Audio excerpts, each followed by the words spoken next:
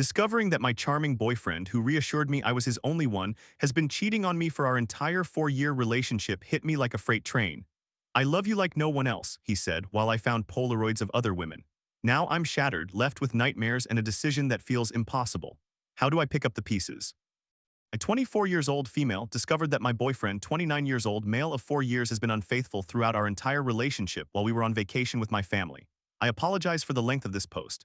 To provide some background for context, we have been in a relationship for 4 years, our anniversary is supposed to be next week, and have known each other for 6.5 years. We met through Tinder in November 2018, a week before his birthday. Initially, both of us were only interested in casual encounters. From Tinder, we progressed to chatting on Snapchat, which is important later, and eventually mostly moved to texting. For a year and a half, we were communicating casually and being intimate with each other as well as with other people. Then we entered a situationship, after which I decided to stop seeing other guys because I could no longer handle it emotionally.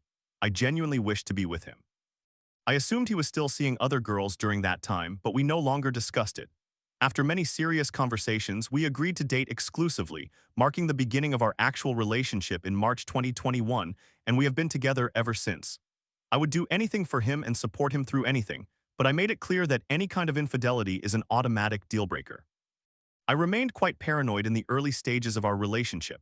Clearly, he had been with other women for most of the time I had known him, and I found it difficult to believe that things would be different now just because we said so. However, I have always struggled with trust issues in relationships, even when previous boyfriends provided no reason to be concerned. Much of the time, I convinced myself that everything was merely in my head and that I was being paranoid. He was very reassuring, insisting that I was the one he wanted and the only person he was with. When I accused him, he would try to calm me down and remind me of his commitment to me. He possesses remarkable charisma and charm, enabling him to talk his way out of difficult situations. Returning to the present situation, last week, we went on vacation with my immediate family. I was genuinely excited because I had been asking for a long time for him to join us on this trip, and this was the first time my parents had agreed. I could not get out of a work commitment, so he and I ended up traveling separately and arriving a day later than the rest of my family. While we were in line at customs, he pulled out his passport and began to open it to the identification page. Between the pages, there was a Polaroid picture facing downward. I bought him a Polaroid camera for his birthday 2 years ago. He loves it and uses it constantly. I inquired about the picture, but he said it was nothing. When I asked a second time, he completely ignored me. All the alarms in my mind were blaring. The next day, he remained by the pool while I returned to our room, but I could not shake that awful feeling. I started searching through the bag where he kept his passport. I discovered the Polaroid, and it was a picture of another woman's breasts. She has distinct tattoos on her arms and torso. Judging by the position of the photo, she was likely sitting on him, his chest, or his stomach. I took a picture on my phone as proof and placed the photograph back where I found it before rushing to the bathroom and vomiting. I turned on the shower and began hyperventilating and sobbing. I felt utterly lost. However, I did not want to ruin the trip for my family, especially after I had pushed for him to come along. So I decided to pretend that everything was normal and handle the situation later. A few years ago, I learned that my trauma response is not to fight or flee but to freeze. And that is precisely what I did. I froze, went through the motions, and tried to act normal. He had no idea that anything was wrong. He did not think I was capable of maintaining my composure in such a situation. Still, I could hardly eat anything, and most of what I did eat came back up. I have lost 9 pounds since discovering the truth. I experience nightmares every night, and my anxiety wakes me up throughout the night. I cry most of the time when I am alone and feel physically ill all day. 4 years of happy memories are now ruined, every one of them tainted and replaced with doubt. Nothing he says holds any weight, it never has. I loved a man who does not truly exist. He talks about the daughter he hopes we will have one day, whom he has named Amira. He refers to me as his peace in this world and assures me that he would never want to hurt me. He claims he has nightmares about the idea of me not loving him anymore and holds me tightly while we sleep. My room is filled with gifts, love notes, preserved flowers, and memories from him. I communicate with him every day. He is my best friend, and I thought he was the love of my life. For years, whenever I envisioned my future, it always included him in every aspect. Yet in the nearly 2 weeks since I learned the truth, I have viewed everything with newfound clarity for the first time. There are too many inconsistencies in our relationship, all the way back to the beginning. I will not list everything, but during our vacation, he frequently disappeared into the bathroom for extended periods. He took pictures that suggested he was on a solo trip. He bought 3 small stuffed sloth keychains as souvenirs. Most days we showered together, but on the one occasion we did not, he took his phone with him. When we landed, he called his mother to inform her that he was home, then wandered off for a while to call someone else.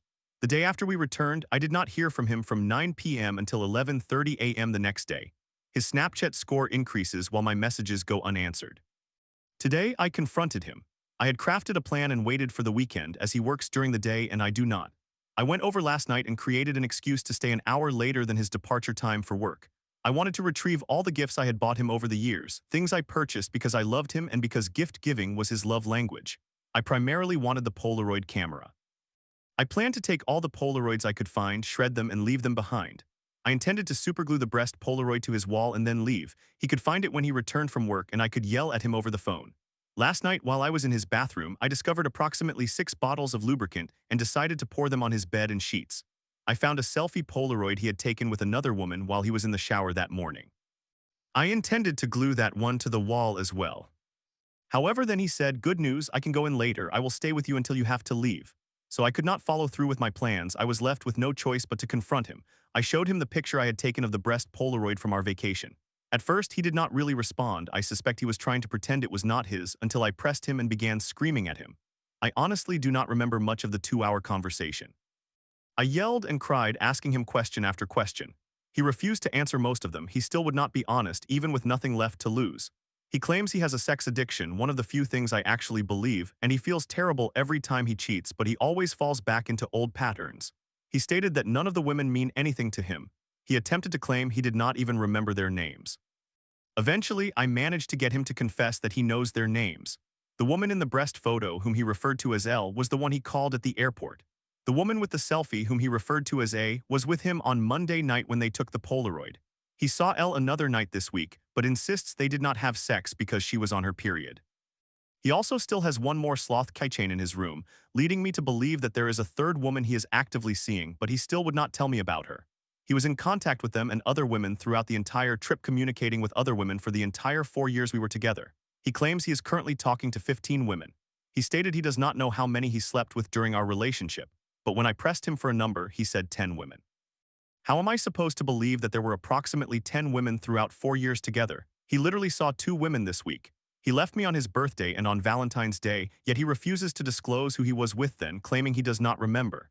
He insists that I am the only woman who has ever meant anything to him, stating that past relationships ended similarly but did not matter, yet I somehow do. He claims that A, L, and the others are insignificant, but why did he call L at 3 a.m. when we returned home if she is inconsequential? Why see A as soon as we got back and take a selfie with her? He asserts that he used protection during his infidelity, but I do not believe him. He states that A, L, and the others did or do not know he is in a relationship, but I am unsure. He apologized repeatedly. There is much more from our conversation that I cannot recall. I took back many of the items and he allowed me to retrieve them. He stated he would drop off the remaining items at my house when he has the opportunity.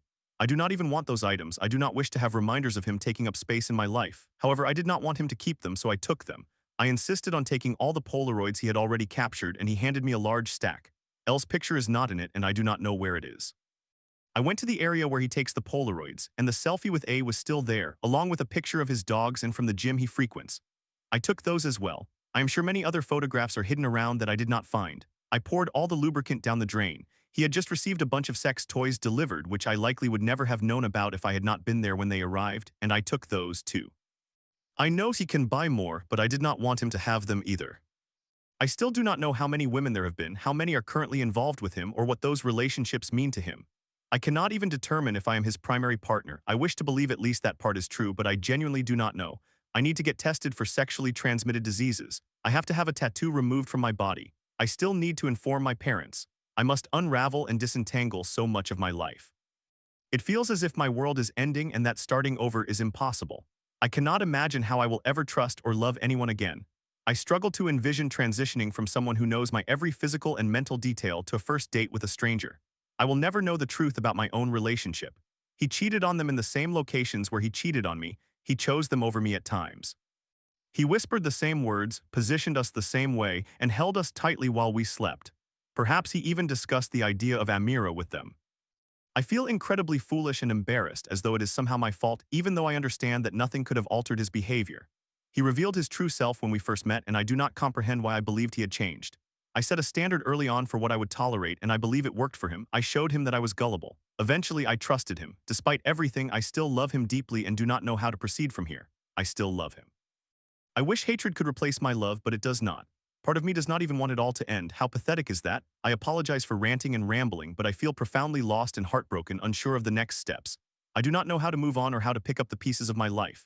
If anyone has advice or has experienced something similar, I would greatly appreciate hearing how you managed to move on afterward. I cannot envision life ever feeling enjoyable again.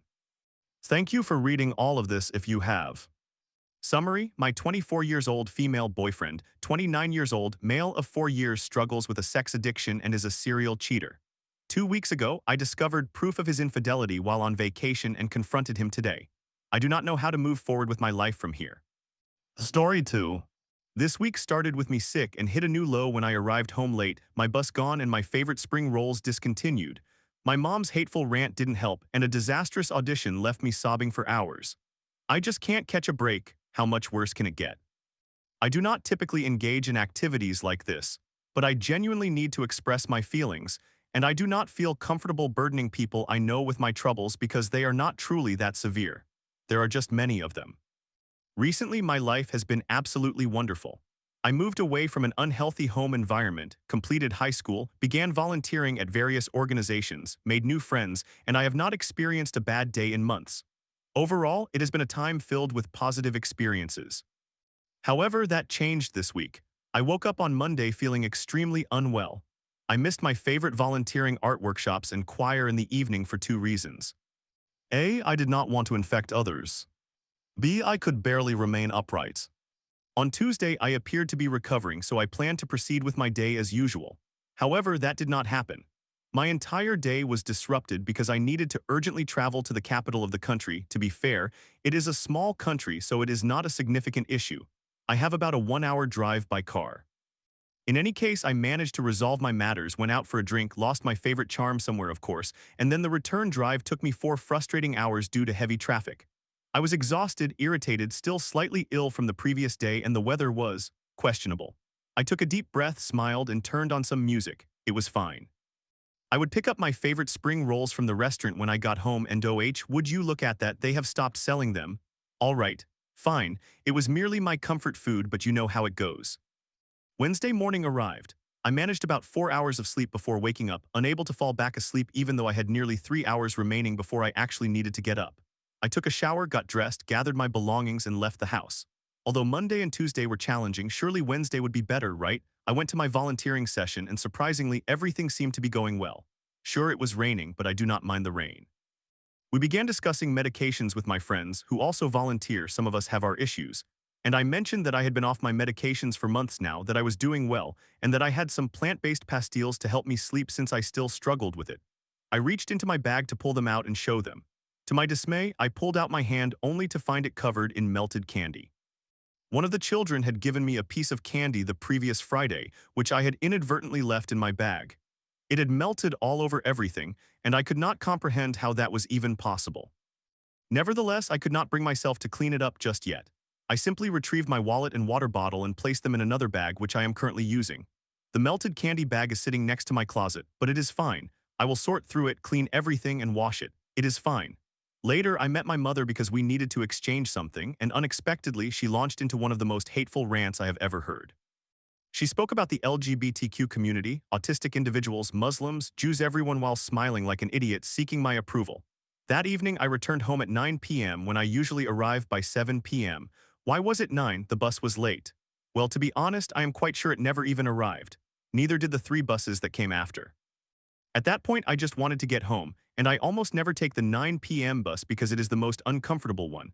A decrepit city bus that somehow is allowed to go 110 kilometers per hour on the highway, with no seat belts, causing you to slip out of the strange seats every time it slows down, assuming you are fortunate enough to get a seat since most people have to stand. I collapsed onto my bed and cried. I had washed my hands about 20 times by that point, yet they still felt sticky from the candy. I shuddered every time I recalled the sensation of touching that melted, sticky candy. Thursday morning arrived. I woke up to my roommates arguing. I ignored them, took a shower, brushed my teeth, and proceeded with my day. I pulled out my favorite shirt, tripped. Okay, it is fine. I really wanted to wear it, but it is all right. I know I can patch it up, but it just will not be the same, you know. Anyway, I went to my volunteering session, then to podcast workshops, and finally home. On the way to the bus station, I spotted a dog wandering near the main street, clearly frightened. Now, I am aware that I should not approach unfamiliar dogs, but I did anyway. The poor animal was stressed and scared, It wagged its tail upon seeing me but began growling when I got too close.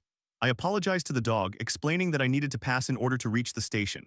I crouched down. It was a black Pomeranian. I would not have crouched so low if it had been a breed that could rip my face off before I even had a chance to react.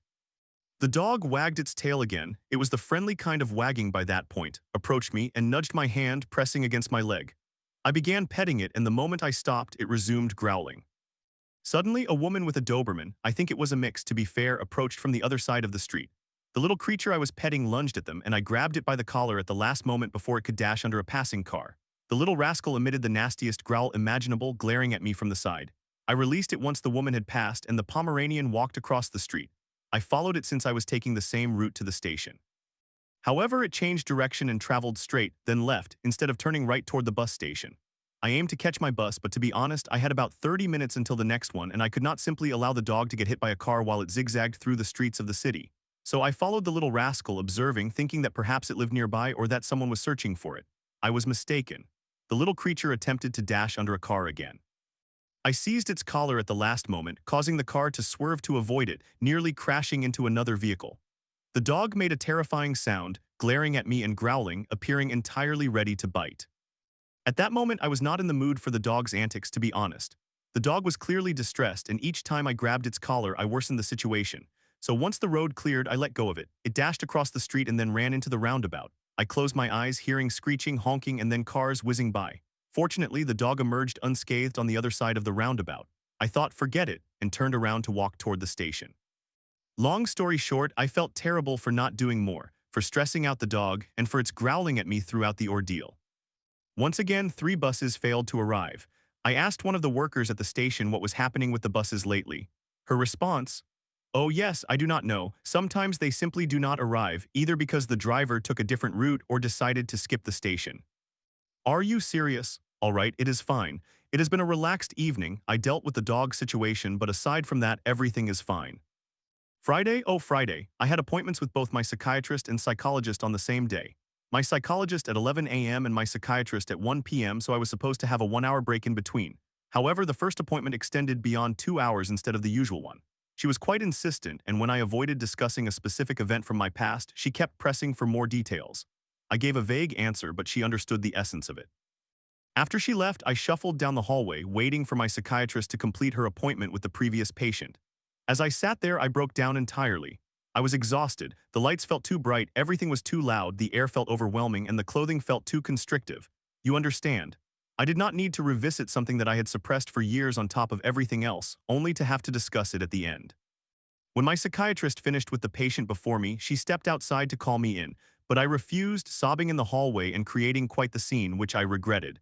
But to be fair, I was the only person there apart from that one patient, the psychiatrist, and some nurses like a toddler. She waited a few minutes until I calmed down a bit and then said, "I can only help you if you come inside and talk to me." So I complied and walked into her office, where I sobbed some more for good measure. We talked, she helped me relax, asked how I was doing otherwise, and if I needed any medications, etc. Standard procedure. At this point, it was around 2 p.m. I was exhausted, I still felt like crying, and I was not even really present, but my day was not over yet. One of my friends informed me that their band was looking for a new singer, and having heard me sing before, they loved my voice and encouraged me to audition. I thought, sure, why not? What is the worst that could happen? Ha ha ha ha, indeed the worst occurred. When I stood before them while they played, I became so overwhelmed that I completely panicked. Perhaps it was the stress of the entire week. Perhaps reopening old wounds and traumas with my psychologist contributed. Maybe it was all the crying or fatigue. Regardless, I panicked so severely that I could not hit a single note. Not in the first song, not in the second, third, or fourth. I could hear how off-key I was, which was the most painful part. The band members simply stared at me. The 2 guitarists offered encouraging smiles, but they were clearly forced. The bassist glared at me, wincing every 5 or 6 seconds, while the drummer, who had initially invited me, just looked plain embarrassed, both for himself and for me. They thanked me and I walked out. A few people were milling about outside the studio and in front of the recording room, staring at me. However, that was not the worst part. The worst was their producer, who gave me the saddest, most sympathetic look imaginable. That made me feel more embarrassed than anything they could say to me. Upon arriving home, I broke down again. I cried for nearly 5 hours on and off, completely ignoring my roommates. The weekend was not too terrible. I have not spoken a word since Friday because even the thought of talking makes me want to cry and vomit. Everything still feels too bright and too loud, so I spent most of my time either sleeping or crying. Now, what prompted me to vent? What was the final straw? My headphones. Basically, I use my headphones daily. I listen to music for at least 6 hours every day. If I am free and at home all day, that number increases. The world can be so overwhelming at times that I cannot leave my house without them. Cue a breakdown if I ever have to. I do own noise-canceling headphones as well, but music ones are just superior. Plus, they muffle surrounding sounds a bit even when they are turned off. I am exhausted. I spent the entire day either sleeping or crying, not leaving my room at all. Well, I did go out twice to use the bathroom, and the second time I also refilled my water bottle, but that was it. I wanted to put on my headphones to relax before sleep. And of course the stupid headphones are not working. Well, only one side is functional, the other is completely silent. Somehow that feels even worse than if they were not working at all because I always end up crying when it happens. It genuinely frustrates me, so it is more of a frustrated kind of crying. But it is fine because I lost my charger for them this week as well, so I would have had to go to the store regardless. On top of all these issues, there were also numerous minor annoyances, bumping into things, spilling water every time I drink, etc. All in all, it has simply not been my week. Story 3. My landlord, my family's business, my life in shambles, never do business with family. I have a life, Mom. I yelled as cops were called over my refusal to hand over keys. 2 years of neglect, theft, and aggression from my brothers shattered our bond. What's next? I will begin by explaining how I moved into a 5.5-room apartment in 2021. My new landlord implored me to leave my 3.5-room apartment and move into a 5.5-room unit for the same rent of $670, which had been my rent back in 2019. I understood that they needed the money to help cover the costs of this building they owned, so I agreed. The new landlord assured me verbally that I could move in 2 months rent-free, and that by the time I moved in, the place would be repaired because it required only minor fixes. I was convinced. It was the same price for a bigger space, and I had just had my baby, who was 9 months old at the time, while planning to have a second child. I informed my previous landlord that I would be moving and would not be renewing my lease with them. They happily accepted my decision. A month before my move-out date, I asked the new landlord if the repairs would be completed, and they stated verbally that they would be finished before I moved in. Despite this, I decided to continue paying rent for the first 2 months, which I did. Then, just a week before my planned move, I coordinated with my movers and discovered that the necessary repairs had still not been completed. At that point, I felt responsible for believing that they could be finished, especially since I thought the issues were minor but still hazardous. Some doors lacked doorknobs, one room was missing a door, ceiling lights hung precariously, wires for light switches were exposed, there were cracks between the walls, some windows would not open, and some heaters were not working correctly, among other issues. The landlord continued to claim they did not have the money to fix these problems and insisted that I still move in, as I had nowhere else to go on such short notice. After moving in, a month later, I received a bill from the electricity provider stating that I was required to pay $810. My landlord had verbally informed me that the bill would be around $100 to $200, so I panicked and messaged them, saying that was not what I had been told and that I wanted a refund. Essentially, this building is a duplex, but the landlord utilized the basement as an additional unit, meaning the electricity bill I was paying included the basement's usage. I complained and insisted that they separate the bill, or I would ask the new tenant who would be living downstairs to share the electricity costs. The landlord ultimately paid the entire $800 and hired an electrician to separate the electricity for the downstairs unit. I stayed quiet and accepted their decision, thinking that if they separated the bill, then it would be fair. However, I naively agreed to have the equalizer payment arrangement for the electricity, which I did. My electricity bills for the next 2 months showed a significantly reduced amount, around $250. I let it slide and chose to believe their words. I know I may be foolish, please don't judge me too harshly. To this day, I have no way of knowing if I am still covering the electricity costs for the basement, since it was separated into a second address, following my complaint about the $800 bill. Almost a year later, my upstairs neighbor moved in and was also promised the same conditions I had, but nothing was done for them either. They eventually took legal action against the landlord about 6 months after moving in and requested that I sign the documents to support their case. However, I declined, not wanting to create further problems for the landlord, as I understood they were already struggling to pay bills and hire someone to complete the repairs. I turned down their request, which made them unhappy. Nonetheless, they managed to persuade the tenants downstairs to sign the papers. Our upstairs neighbors began to complain when we locked the front door of the building. They would shout in the hallway that they were going to kick me, my toddler, and my husband out for locking the door. Can you believe it? At that time, I was pregnant with my second child. I wanted to avoid confrontation, so I tried to ignore them. My husband, however, was unwilling to tolerate their threats and became very angry, confronting the individual involved. Keep in mind that we were both sleep-deprived with a newborn at this time. 5 days after I gave birth, my husband went outside while our neighbor walked their dog and confronted him, asking what his issue was. The neighbor responded angrily, questioning why we were locking the doors. My husband replied that it was normal to do so. The neighbor then asked why we locked the door at 3 p.m., asserting that his children returned from school at that time. I stepped outside, attempting to de-escalate the situation, yelling for them to stop, while our neighbor's girlfriend came out to calm him down. I tried to separate them to prevent a fight, but I refused to press charges. At that point, the police arrived and asked us if we wanted to file charges, as our building had a doorbell camera that recorded everything. They stated that the neighbor was clearly being aggressive and attempting to provoke a fight. When they inquired how we knew he was cursing at us, we explained that we had footage of their complaints regarding the locked door, and that we could clearly hear insults directed at us as they ascended the stairs. By this time, the downstairs neighbors changed their minds about taking the landlord to court and ultimately had to vacate the premises after they signed a document indicating that there was mold present in their unit. The city intervened and confirmed that no one should occupy the downstairs until construction was completed. Additionally, since our upstairs neighbor moved in, we have experienced leaks from the ceiling in both the bathroom and kitchen. Consequently, my ceiling has been damaged. I suspect this was intentional, but who truly knows? I notified my landlord of the issue, and they were already aware of it because they were facing legal action to address the repairs needed in the upstairs unit. I also captured footage of them stealing our mail on my camera. However, the police deemed it insufficient evidence, arguing that they could simply have been collecting their mail, as my mailbox is on the left and theirs is on the right. Nevertheless, this has happened on numerous occasions, and I have about 5 to 6 videos showing them taking our mail. Since I reported the incident to the police the day the almost fight occurred, they have stopped the behavior, as the police advised them to. I assure you, I keep to myself. I dislike trouble and I try to avoid causing problems. It's been my approach my whole life. I have never been to court. My upstairs neighbor ultimately had to go to court for not paying rent for the first 3 months, as they had no written proof showing that their rent was waived. They also became agitated with me because I was not comfortable with the idea of taking the landlord to court. Fast forward to the summer of 2024. My landlord asked me to engage in something illegal. I refused because I am not involved in such matters. They wanted me to sign a new lease that was backdated by 2 years. This was intended to show the bank that they were receiving more money from me, which would help them secure a larger loan as proof of income. I rejected this request again. The landlord had previously asked me to do this in 2023, and I had already told them not to involve me in any illegal activities.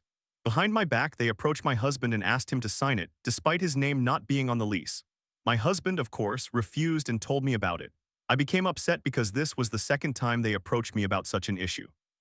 I installed cameras in my house, and they recorded the entire conversation when the landlord requested that I sign the new lease, etc. I am grateful that I did, honestly. The landlord became angry and left the building. The day after my refusal, a large sign appeared in front of the building indicating that it was for sale. I met the real estate agent, who was extremely friendly. I attempted to work with him to set up visitor dates for showings.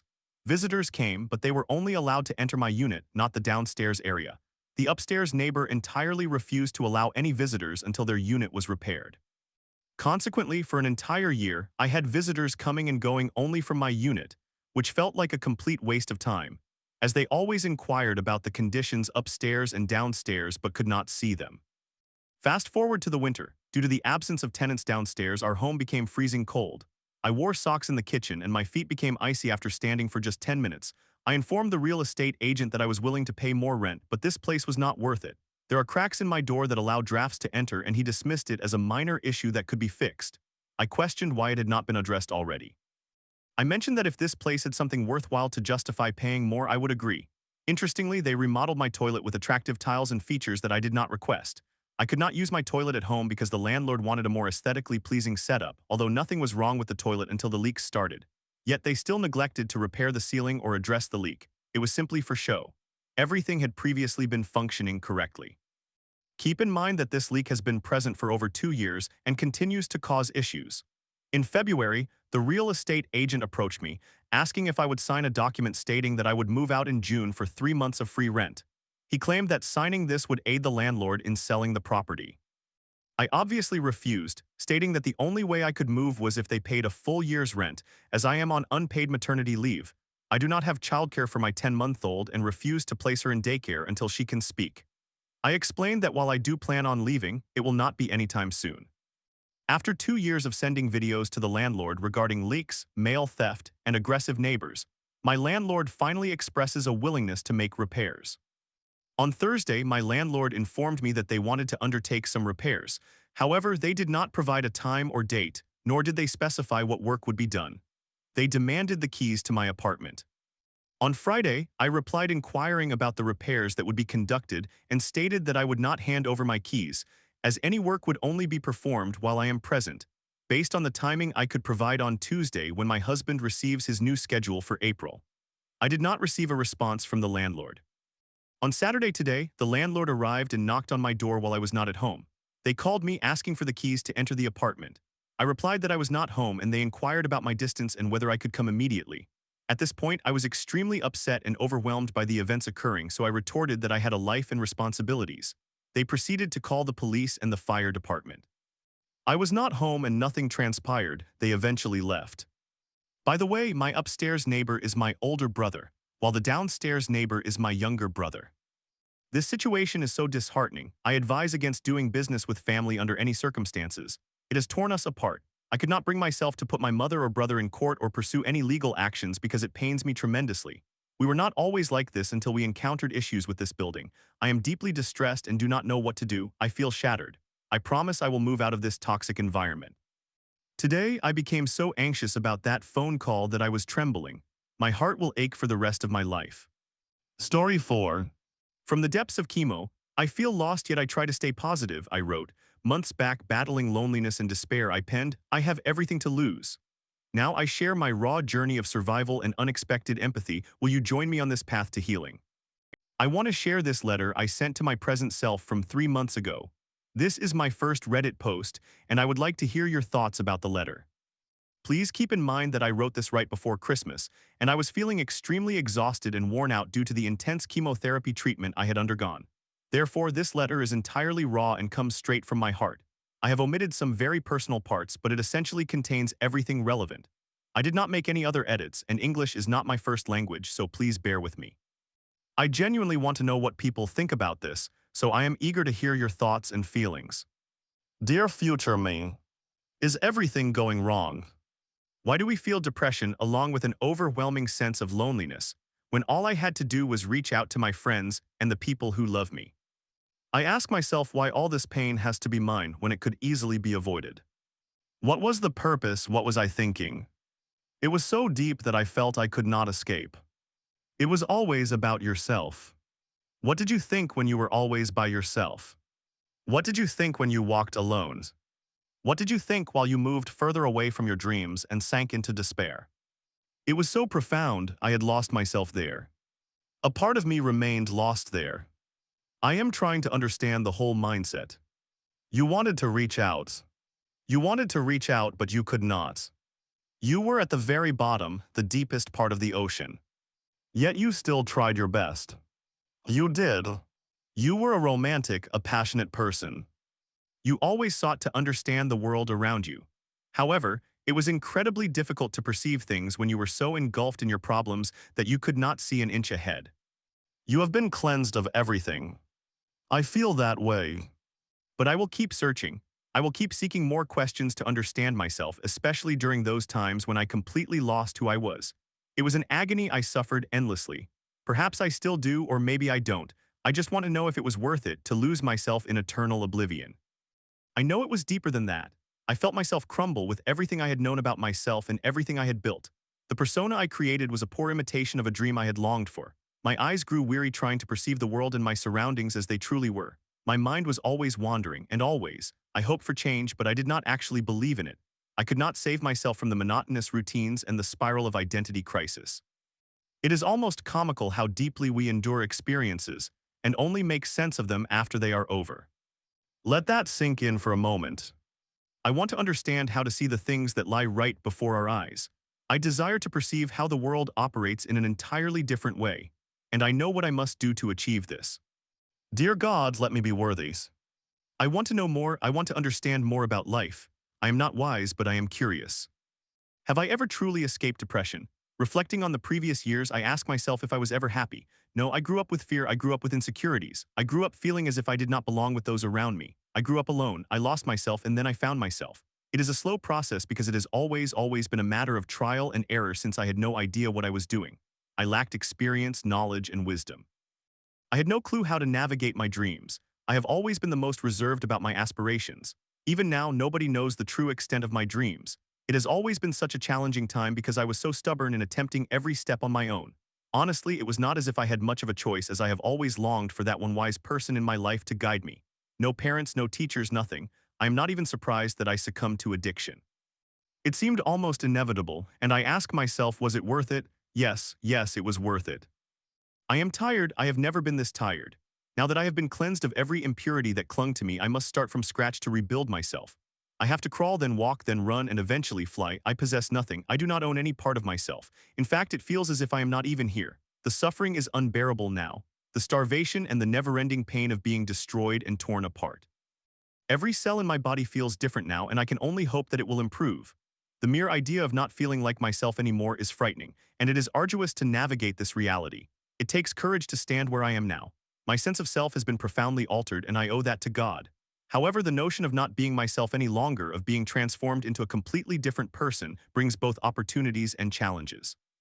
The opportunity I have been given is something for which I will be forever grateful. I will do everything in my power to honor this chance. Perhaps I am fortunate to have become lost and to have found myself again, because no matter what, I have managed to remain with myself. We navigated through darkness and lonely forests together. Honestly, I have never faced anything more terrifying than that. I can see why I am strong. I take pride in that. I feel lost. I apologize if this does not make sense. Today is December 24th, just a few days before my final chemotherapy session. I am scared as always, I am tired, and I am struggling, yet I truly strive to remain positive. I just wish I could celebrate Christmas differently rather than being in the hospital. It genuinely upsets me. The starvation is the hardest part, I suppose. I weigh 42 kilograms. Even at home, everything tastes terrible. These days are truly challenging. This period is difficult, but fear not. The dawn will shine bright once again. The good times are just a few miles away, waiting for us to reach them. I always imagine those days. My days are filled with dreams, as if they are my lifeline. I have envisioned countless times how I will meet my friends for the first time after 6 months. I imagined my feelings. I pictured how it would unfold. I envisioned myself crying in their arms, cherishing their presence, and recognizing their role in my life. I appreciate the connection and support they provide. God has taught me the greatest lesson in empathy.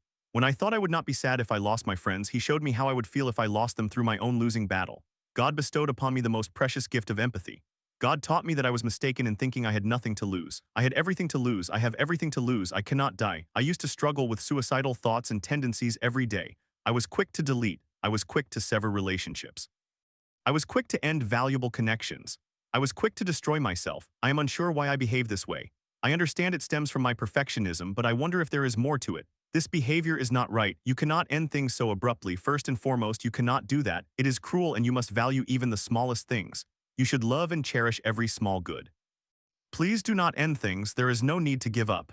There is always, always hope. Appreciate life. Every single breath. Appreciate your mother. Appreciate your father. Appreciate your sisters. Appreciate your brothers. Appreciate your support system. Appreciate your friends. Appreciate everyone in your life. Appreciate a stranger. Appreciate even a bad person. Appreciate yourself. You are doing okay, dear. You are doing well, my dears. You are doing amazing. You are thriving, look at you. You are glowing.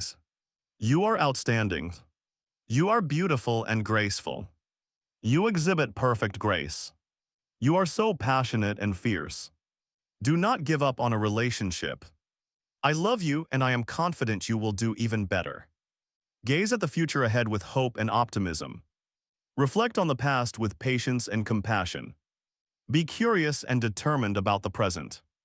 It is vital that you understand, to be known, and continue learning. Because I believe that is what we will do for a living. Please stay close to God. And do not forget that it is essential to feel what you are feeling at that moment, whether it is joy or depression, hope or despair. It does not matter how sad, angry, anxious, or frightened you are. These are valid emotions, and it is crucial to monitor and journal them. Dear friend, please be gentle with yourself. Please be gentle with yourself. Give yourself a pat on the back, a kiss on the knee, and perhaps even a hug in front of the mirror. Engage in activities that show you love yourself.